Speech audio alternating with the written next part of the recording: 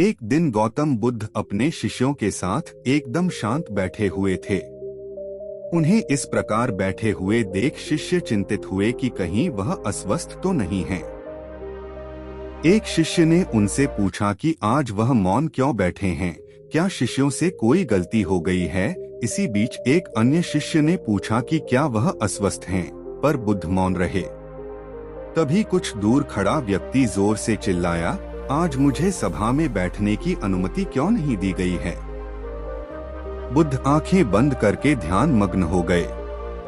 वह व्यक्ति फिर से चिल्लाया, मुझे प्रवेश की अनुमति क्यों नहीं मिली।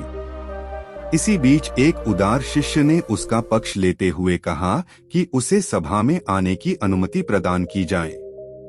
बुद्ध ने आंखें खोली और बोले, नहीं, वह अछूत है, उसे आज्ञा नहीं दी जा सकती। यह सुनकर शिष्यों को बड़ा आश्चर्य हुआ। बुद्ध उनके मन का भाव समझ गए और बोले, हाँ, वह अछूत है। इस पर कई शिष्य बोले, हमारे आश्रम में जात पात का कोई भेद ही नहीं, फिर वह अछूत कैसे हो गया।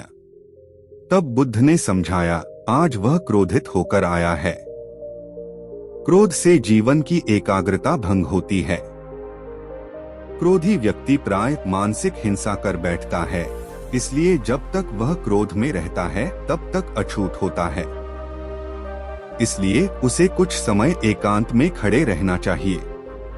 क्रोधित शिष्य भी बुद्ध की बातें सुन रहा था। पश्चाताप की अग्नि में तपकर वह समझ चुका था कि अहिंसा ही मनुष्य का महान कर्तव्य व परम धर्म है। वह बुद्ध के चरणों में गिर पड़ा और कभी क्रोध न करने का प्रण लिया। शिक्षा आशय यह है कि क्रोध के कारण व्यक्ति अनर्थ कर बैठता है और पश्चाताप उसे बाद में होता है, जिसका कोई लाभ नहीं मिलता। इसलिए हमें क्रोध नहीं करना चाहिए। असल मायने में क्रोधित व्यक्ति अछूत हो जाता है और उसे अकेला छोड़ देना चाहिए। क्रोध करने से तन, मन और धन तीनों की हानि होती है।